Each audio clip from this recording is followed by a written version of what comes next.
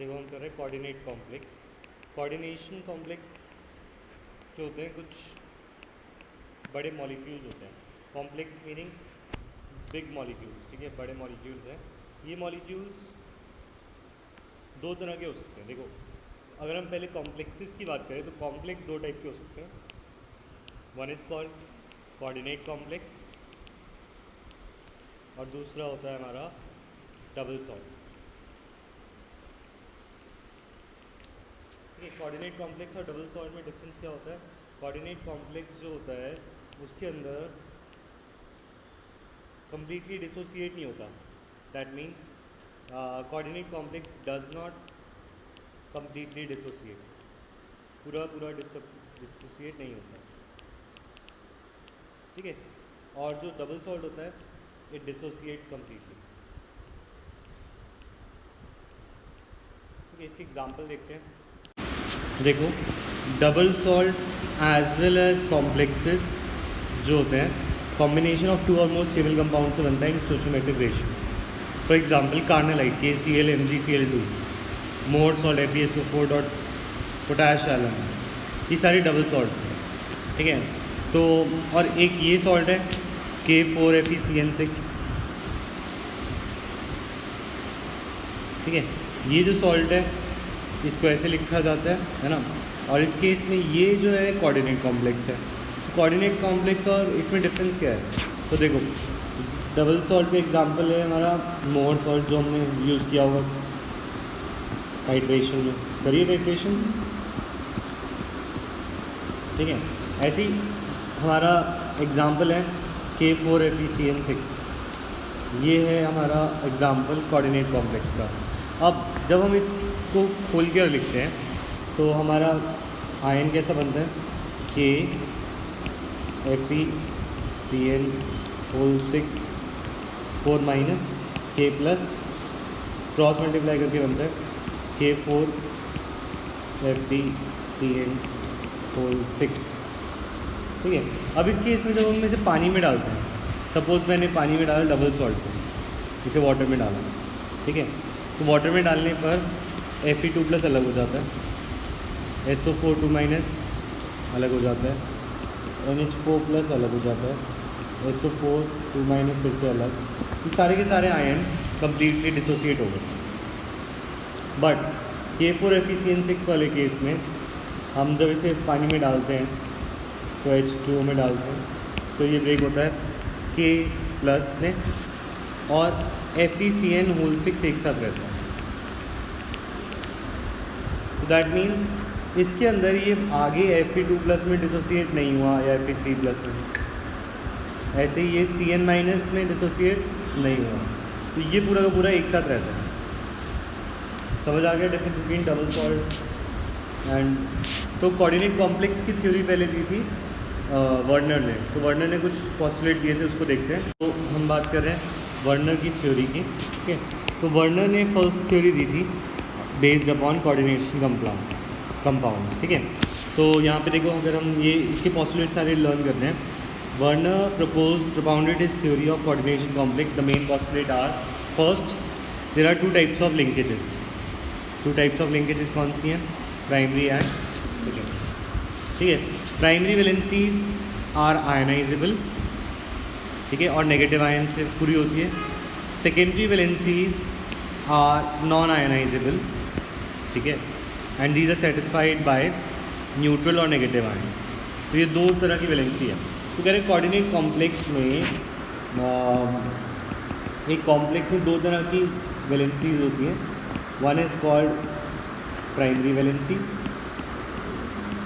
और दूसरी होती है सेकेंडरी वैलेंसी। इन दोनों में डिफरेंस क्या है? प्राइमरी वैलेंसी नेगेटिव आयन से कंप्लीट करी जाती है और सेकेंडरी वैलेंसी पॉजिटिव आयन से, ठीक है। अच्छा, उसके बाद पॉजिटिव द आयंस और groups bound to the secondary linkages have characteristic special arrangement. Special का मतलब होता है 3 डायमेंशनल। तो एक 3D अरेंजमेंट होता है जो कि हो सकता है octahedral, tetrahedral, square planar etcetera. ऐसे 3D अरेंजमेंट या स्पेशल अरेंजमेंट पॉसिबल है। ठीक है, समझ आया? ठीक है, वर्नर की ये थ्योरी थी और इसके पॉस्टुलेट लर्न करते हैं। तो इनमें देखते हैं कि प्राइमरी और सेकेंडरी वैलेंसी को समझें कैसे। एक कंपाउंड जो अभी हमने देखा था उसी को देखते हैं, K4FeCN6। ठीक है, अब इसके अंदर जो हमारा प्राइमरी वैलेंसी है, ठीक है, वो उसकी प्राइमरी वैलेंसी आयरन की इस कंपाउंड में 3+ है। ठीक है, और जो सेकेंडरी वैलेंसी है वो है कि कितने के साथ वो अटैच्ड है। सेकेंडरी वैलेंसी वो होती है जो जिसके साथ ये अटैच्ड है। फॉर एग्जांपल देखो, आयरन की 2 वैलेंसी होती है, Fe2+ और Fe3+। तो इसमें जो Fe2+ 3+ है ये यूजुअली अनायन से सेटिस्फाई करी जाती है। Cl जैसे अनायन जैसे सेटिस्फाई करता है मेटल की पॉजिटिव वैलेंसी को। ये वाली प्राइमरी वैलेंसी तो हम पहले पढ़ चुके हैं, तो हम आज तक प्राइमरी वैलेंसी को पढ़ते आए हैं। इस चैप्टर में हम सेकेंडरी वैलेंसी के बारे में पढ़ रहे हैं और वो है ये वाली जो वैलेंसी है, ये सेकेंडरी वैलेंसी। क्यों? क्योंकि जब हमने इसे पानी में डाला था तो ये टूटी नहीं थी, FeCN6 से एक साथ रहा था। ये आयनाइज हुई या नहीं हुई? Non ionize. तो जो नॉन आयनाइजेबल होती है, ब्रेक नहीं हुआ, तो वो है primary. On the other hand, अगर हमारा FeCl3 था, FeCl3 को पानी में डालते हैं तो वो टूट जाता है, Fe3+ और 3Cl-। तो इसीलिए ये वाली जो वैलेंसी है ये इसकी प्राइमरी वैलेंसी है। तो कोऑर्डिनेट कॉम्प्लेक्स में हम एक नई वैलेंसी के बारे में पढ़ रहे हैं जो वर्नर ने बताई है, that is the secondary valency. अगर मैं बोलूँ इस कंपाउंड में सेकेंडरी वैलेंसी कितनी है, तुम बोलोगे 6, विच 6 CN अटैच्ड है, सेकेंडरी वैलेंसी। क्लियर है भाई? सेकेंडरी वैलेंसी हमारी ये होगी। हाँ, ये और जो डिसोशिएट हो जाएगी प्रॉपर, वो हमारी प्राइमरी होगी। हाँ, वो प्राइमरी होती है। यहाँ पे यहाँ पे है नहीं, दिख नहीं रही, जो नॉर्मली कंपाउंड के होती है। अब वी हैव 2 साइड। ठीक है, तो कुछ टर्म्स कर रहे हैं हम, different terms used in coordination in compounds. First term है कोऑर्डिनेशन एंटिटी। तो कोऑर्डिनेशन एंटिटी क्या होती है? कोऑर्डिनेशन एंटिटी होता है एक मेटल आइटम प्लस कुछ ग्रुप्स मिला के कोऑर्डिनेशन एंटिटी बनाते हैं। एग्जांपल, ये कोऑर्डिनेशन एंटिटी है, ये सारी कोऑर्डिनेशन एंटिटीज़ हैं। जो भी चीज़ स्क्वायर ब्रैकेट के अंदर होगी वो कोऑर्डिनेशन एंटिटी है। FeCN6 ये कोऑर्डिनेशन एंटिटी। अब जो इसके बाहर वाली चीज़ है ये कोऑर्डिनेशन एंटिटी नहीं है, K4 हो जाता है ना। अब रेड वाला पार्ट जो है कोऑर्डिनेशन एंटिटी है। ठीक है, इसको क्या बोलते हैं? इसको बोलते हैं काउंटर आयन। ठीक है, अच्छा बना ली। सेकेंड है सेंट्रल एटम। सेंट्रल एटम क्या होता है? देखो, सेंट्रल एटम एक लुईस एसिड होता है। क्यों? वो इलेक्ट्रॉन डेफिशिएंट होता है। देखो, इसके अंदर सेंट्रल एटम क्या है? निकल। इसके अंदर सेंट्रल आयरन, इसके अंदर कोबाल्ट। इन सब में ये कॉम्प्लेक्सेस में ये हमारे सेंट्रल एटम है। ठीक है ना, ये पूरा कॉम्प्लेक्स है, उसके अंदर वो सेंट्रल एटम है। ठीक है, क्लियर है भाई? अब पॉइंट ये है कि ये लुईस एसिड क्यों कहलाते हैं। इन सब कॉम्प्लेक्सेस में कैसे बॉन्ड बनता है? फॉर एग्ज़ाम्पल, अगर हम ये वाला बॉन्ड ही देखें तो कोबाल्ट सेंटर में आ गया, इसके आसपास 6 बॉन्ड है। 6 बॉन्ड हमें पता है 3D अरेंजमेंट में होंगे, और वो 3D अरेंजमेंट ऑक्टाहेड्रल होता है 6 के लिए। ठीक है, उसमें से एक में क्लोरीन लगा दिया, बाकी 5 जगह पे अमोनिया है।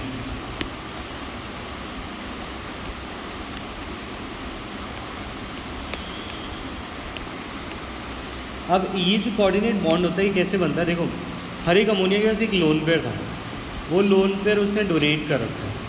सब ने अपने लोन पेयर को क्या कर रखा है? डोनेट। इसीलिए ये जो बॉन्ड बना है ये ना आयनिक है, क्योंकि आयनिक बॉन्ड बनता है शेयरिंग से, और कोवलेंट बनता है, आयनिक बनता है लॉस एंड गेन से, ठीक है। कोवलेंट बनता है शेयरिंग से, और ये जो बॉन्ड है ये बना हुआ है डोनेशन ऑफ लोन पेयर से। तो ये बॉन्ड स्पेशल टाइप का बॉन्ड है जिसे बोलते हैं कोऑर्डिनेट बॉन्ड। कोऑर्डिनेट बॉन्ड कैसे बनता है? Donation of a lone pair.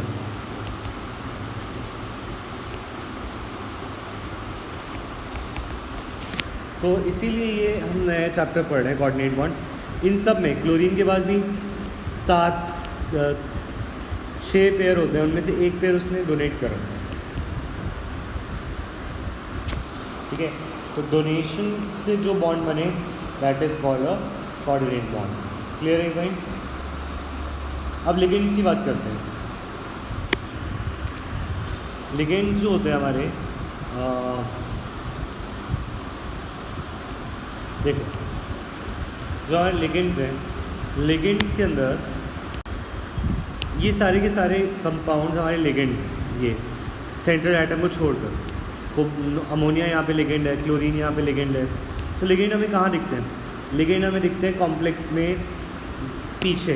पहले सेंट्रल एटम होता है, ये पीछे लिगेंड है, ये लिगेंड्स है, ये क्लोरीन और H2 लिगेंड है। तो येलो वाले लिगेंड है, रेड वाला सेंट्रल एटम, ठीक है। और एक चीज़ और, हम बोल रहे हैं सेंट्रल एटम लुईस एसिड है। लुईस एसिड क्यों बोला जा रहा है? बिकॉज तुमने 11th में पढ़ा था लुईस एसिड होते हैं इलेक्ट्रॉन डेफिशिएंट, क्योंकि ये लोन पेयर मांग रहे हैं तो ये इलेक्ट्रॉन डेफिशिएंट है। क्लियर है भाई? इसीलिए इन्हें लुईस एसिड बोलते हैं। अब लिगेंड्स की बात करते हैं। तो देखो लिगेंड कैसे हो सकते हैं। यहाँ पे 3 क्लासेस आती हैं। Ligands can be of 3 types. First unidentate, second is bidentate, और थर्ड इज पॉलीडेंटेट। यूनिडेंटेट मतलब वन साइड ऑफ अटैचमेंट, ठीक है, one single donor atom. Bidentate में 2 डोनर एटम्स होते हैं लिगेंड के अंदर, और पॉलीडेंटेट में मोर दैन 2 डोनर एटम्स, ठीक है। तो इसके एग्जांपल देखते हैं। फॉर एग्जांपल हमारा H2O, उसके पास लोन पेयर ऑक्सीजन के पास होता है, तो सिर्फ यही डोनेट कर सकता है। तो एक ही डोनर आइटम है, तो ये यूनिडेंटेट होगा।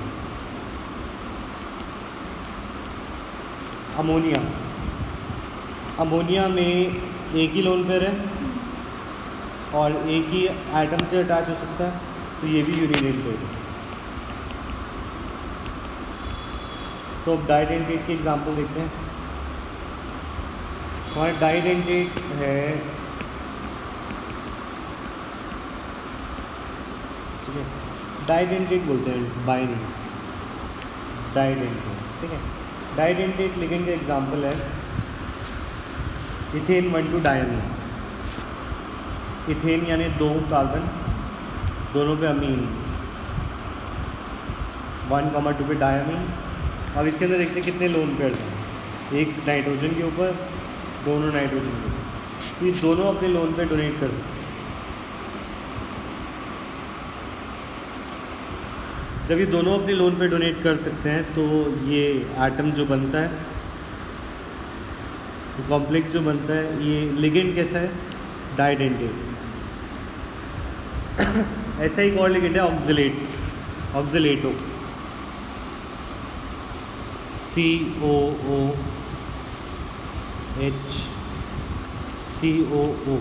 माइनस लगा दो, H हटा दो ऑक्जेलिक एसिड का, तो इनके ऊपर अब कौन इसमें से ये भी डोनेट कर सकता है, ये भी डोनेट कर सकता है, तो ये डाइडेंटेट है, ठीक है। नेक्स्ट एग्जांपल देखते हैं पॉलीडेंटेट का। हाँ ये होगा ना इसका एग्जांपल? नहीं तो पॉलीडेंटेट का एग्जांपल है हेक्सा इथेन 1,2 डायमीन टेट्राएसीटेट।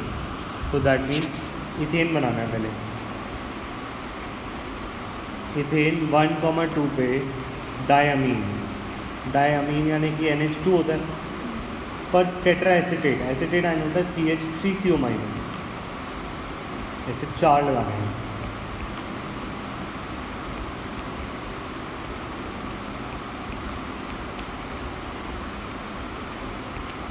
तो यहाँ पे कितने साइड्स ऑफ अटैचमेंट है देखिए, तो 1 2 3 4 5 6, क्योंकि इनके ऊपर भी लोन पेयर है। तो ये पॉलीडेंटेट लिगेंड है, वैसे बोलते हैं हेक्साडेंटेट लिगेंड है, क्योंकि 6 साइड्स है। इसका पूरा नाम है इथेन 1,2 डायमीन टेट्राएसीटेट। शॉर्ट में से बोलते हैं EDTA, इथेन 1,2 डायमीन टेट्राएसीटेट। तो एक बार इसको यहाँ पे देख लेते हैं इनकी डेफिनेशन। तो फर्स्ट ऑफ ऑल लिगेंड की डेफिनेशन क्या है?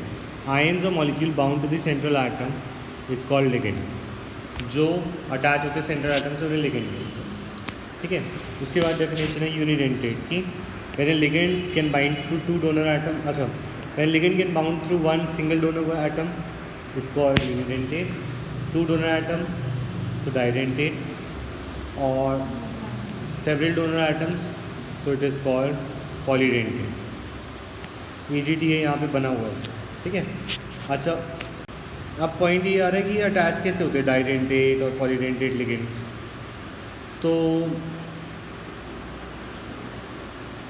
अगर हम देखें कि अटैचमेंट कैसे है इनकी, तो सबसे पहले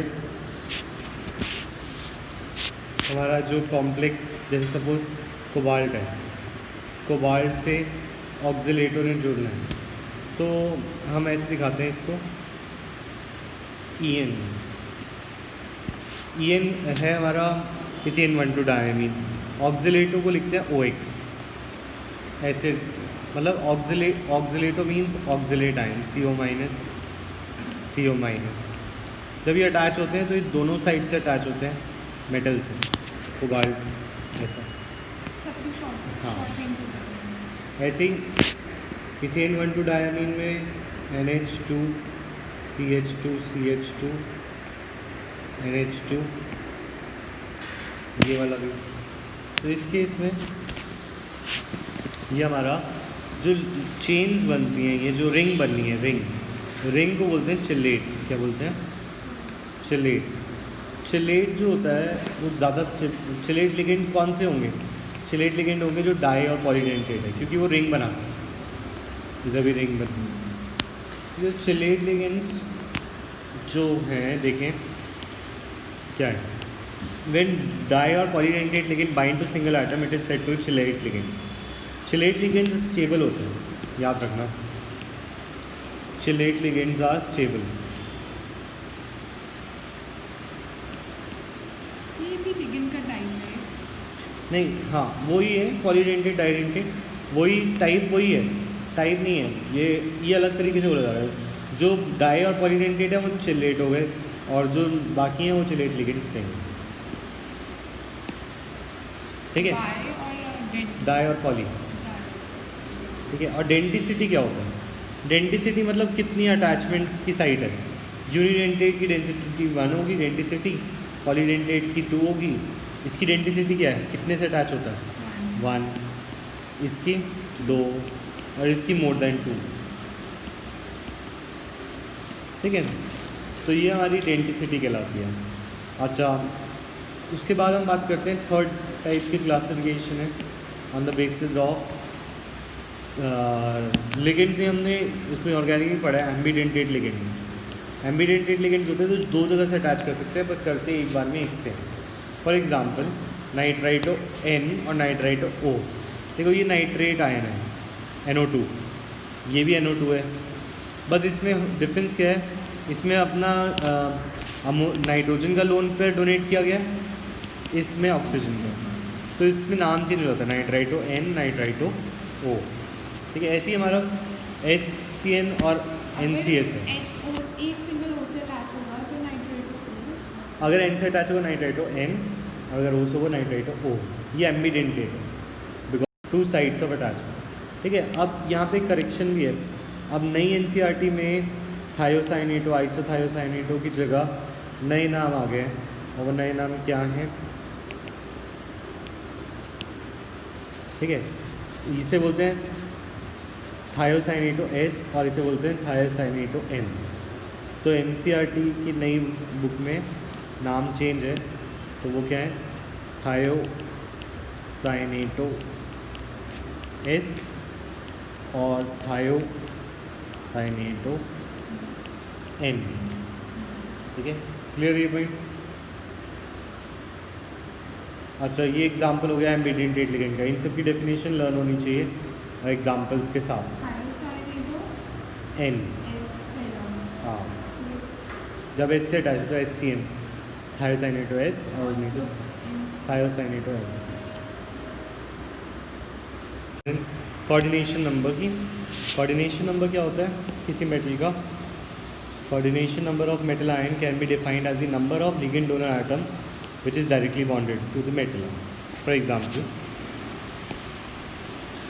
NiNH3 इस कॉम्प्लेक्स में कितने लिगेंड अटैच्ड हैं डायरेक्टली? 4 बोल सकते हैं। तो इसका कोऑर्डिनेशन, निकल का कोऑर्डिनेशन नंबर हो गया हमारा 4, निकल का कोऑर्डिनेशन नंबर हो गया।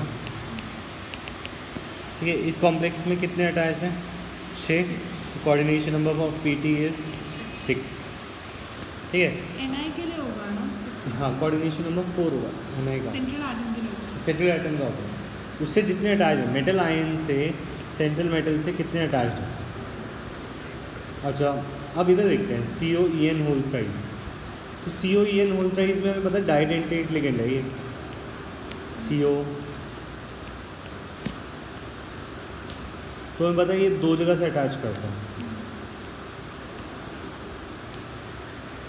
तो इस केस में जो लिगेंड होगा हमारा, अब इसकी बाइंडिंग साइड क्या होंगी? एक बाइंडिंग साइड, 2, हर एक की 2 होगी।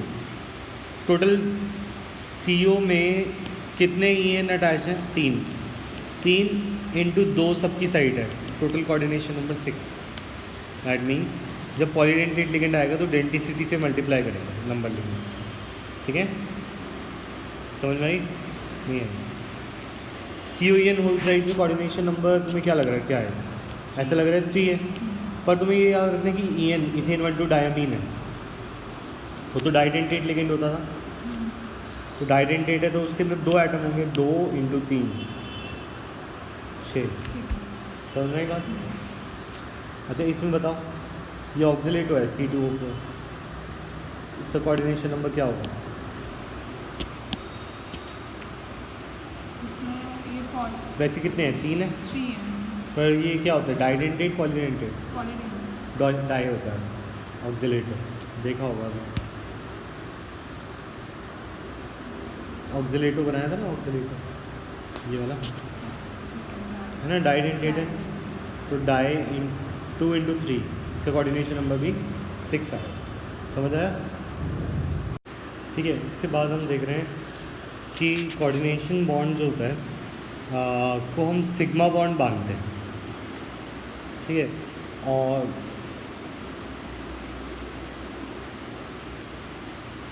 ठीक है, सिग्मा बॉन्ड को काउंट किया जाता है, और अगर पाई बॉन्ड हो तो उसको हम नहीं काउंट करते, it is not counted. That means sigma bonds he count किए जाते हैं कोऑर्डिनेट कॉम्प्लेक्स में। ठीक है, उसके बाद हम बात करें कोऑर्डिनेशन स्फीयर की। तो कोऑर्डिनेशन स्फीयर क्या होता है? कोऑर्डिनेशन स्फीयर पूरा का पूरा कोऑर्डिनेशन एंटिटी होता है। ये इसमें कोऑर्डिनेशन स्फीयर कौन सा है? ये कोऑर्डिनेशन एंटिटी, क्योंकि ये स्फीयर की फॉर्म में होता है, डिफरेंट शेप ले सकता है। और शेप्स क्या हो सकती हैं? 6 के लिए शेप होती है ऑक्टाहेड्रल, 4 के लिए टेट्राहेड्रल, 4 के लिए स्क्वायर प्लानर भी हो सकती है, 5 के लिए ट्राइगोनल बायपिरामिडल और 5 के लिए स्क्वायर पिरामिडल। ये शेप्स हैं जो पॉसिबल हैं। ठीक है, for example PTCl4 square planar है, 6 और से ज़्यादा नहीं आते ना। नहीं, ठीक है, NiCO4 टेट्राहेड्रल। ठीक है, अब अगर हम ऑक्सीडेशन नंबर की बात करें तो ऑक्सीडेशन नंबर किसी कॉम्प्लेक्स में निकालने के लिए सिंपल स्टेप्स हैं। जैसे सपोज CuCN होल 4 3 माइनस है, तो हमें जिसका ऑक्सीडेशन नंबर निकालना है उसको x ले लेंगे। बाकी लिगेंड्स का ऑक्सीडेशन नंबर तुम्हें पता होना चाहिए, वो भी मैं बता दूंगा। इस CN के ऊपर चार्ज क्या होता है, कॉमनली जो चार्ज होता है वही ऑक्सीडेशन है -1। तो यूरे CuX - 4 इज इक्वल टू ऊपर के इक्वल रखेंगे -3 के, तो x इज इक्वल टू +1। तो कोऑर्डिनेशन x का ऑक्सीडेशन नंबर आ गया कॉपर का +1। ठीक है, समझ आया? ठीक है, ऐसा लिगेंड जिसमें एक ही टाइप के डोनर एटम हो, जैसे ये, तो उसे बोलते हैं होमोलेप्टिक, और जिसमें अलग अलग हो उन्हें बोलते हैं हेटेरोलेप्टिक। क्लियर है भाई? अभी कुछ क्वेश्चन करते हैं बैक एक्सरसाइज से। अच्छा, अब ना लिगेंड्स की बात करते हैं।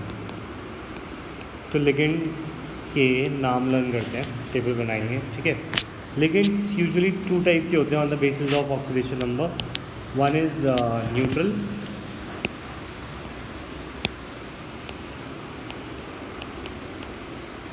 और दूसरा टाइप होता है नेगेटिव।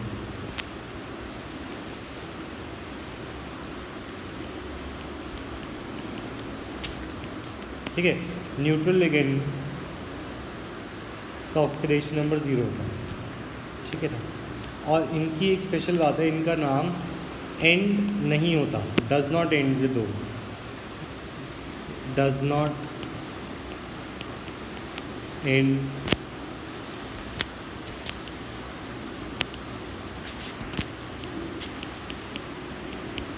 नेगेटिव वाले का नाम एंड होता है ओ। ठीक है, अब देखते हैं क्या क्या हैं इनके लिगेंड्स।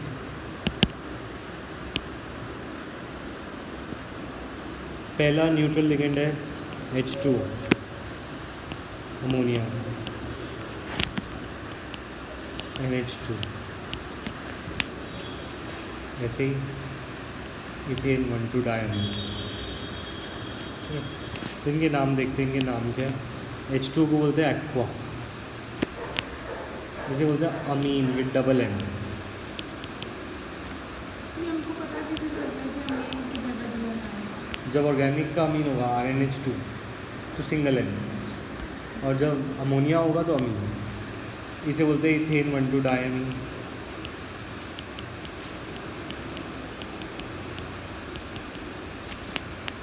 ठीक है, अच्छा, ऐसे ही और भी होते हैं, जैसे कि CO, इसे बोलते हैं कार्बोनाइन।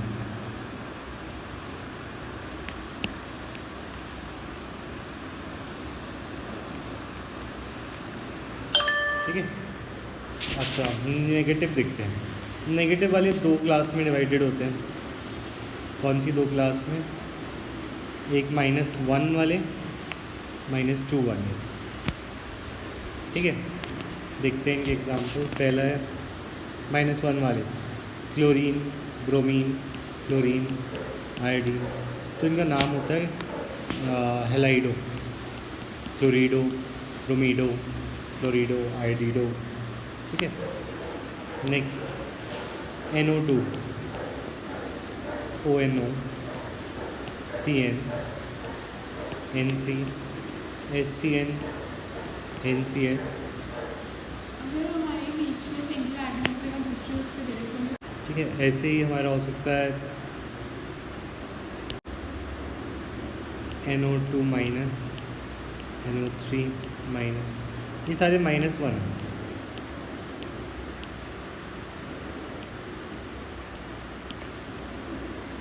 तो इनके नाम देखते हैं, सबके नाम एंड होते हैं O से, जो नेगेटिव होते हैं।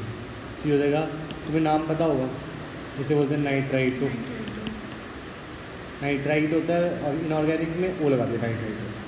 नाइट्राइटो N है, ये होगा नाइट्राइटो O।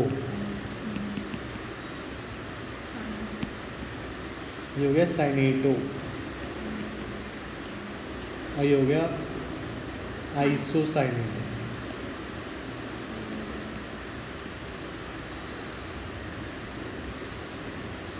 ठीक है, इसे बोलते हैं थायोसाइनेटो, S। जब एस से अटैच हो, एन से अटैच हो तो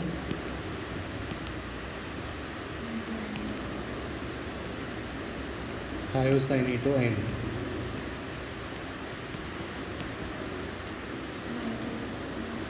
नाइट्राइटो तो हम कर ही चुके हैं, ये होगा नाइट्रेटो। ठीक है, अच्छा एक और रह गया इसमें, उसको यहाँ लिख दें। NH3 का क्या होता है? अमीन किया ना, न्यूट्रल में था। अच्छा एक और होता है OH माइनस, इसे बोलते हैं हाइड्रोक्सो। ठीक है, हम -2 वाले देखते हैं। SO4 2 माइनस, ठीक है। अच्छा C2O4 2 minus, then CO3 2 minus, ठीक है। और तो एक बार देखते हैं क्या नाम है इनका। पहला है सल्फेटो,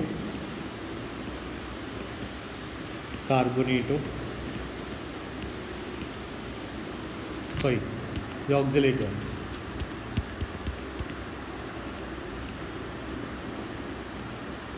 ये होगा कार्बोनेटो एंड सो ऑन। ठीक है, ये लिगेंड्स वेरी वेरी इंपॉर्टेंट है नेमिंग के लिए भी, और उसके लिए लर्न करो पहले से। ठीक है, तो सेकंड क्वेश्चन एक बार देखते हैं। FeSO4 solution mixed with ammonium sulfate 1:1 ratio gives test for Fe2+, but CuSO4 mixed with aqueous ammonia in 1:4 does not give the CO2+ ion. Explain why. ठीक है, तो कह रहे देखो, जब हम FeSO4 को NH4 वोल्टवाइज SO4 के साथ रिएक्ट कराते हैं अमोनियम सल्फेट के साथ, तो 1:1, यानी कि इसका 1 ले रहे हैं तो इसका भी 1 ले रहे हैं, तो जो भी चीज़ बनती है that gives test for Fe2+। अगर Fe2+ का टेस्ट मिल रहा है तो डबल सॉल्ट बन रहा होगा या कॉम्प्लेक्स, अगर Fe2+ का टेस्ट वो दे रहे हैं। हाँ गुरबीर, वहाँ पे ना क्या डबल सॉल्ट बन रहा है, क्यों? क्योंकि आयरन को कॉम्प्लेक्स वो दे रहे हैं। ठीक है, तो इससे बोलते हैं हम डबल सॉल्ट बन रहा है, तो शायद अमोनियम वो बन रहा होगा मोर सॉल्ट जैसा। FeSO4 डॉट क्या फॉर्मूला था, NH4 डॉट 6H2, तो इस केस में डबल सॉल्ट बना तो वो आयरन का टेस्ट देगा। पर अगर सपोज़ अगर इस सेम रिएक्शन अगर हम कॉपर सल्फेट के साथ करते हैं अमोनिया के साथ रिएक्शन करने पे, तो वो नहीं देता।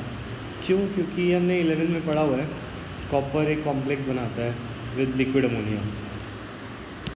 कॉपर अमोनिया के साथ एक कॉम्प्लेक्स बनाता है।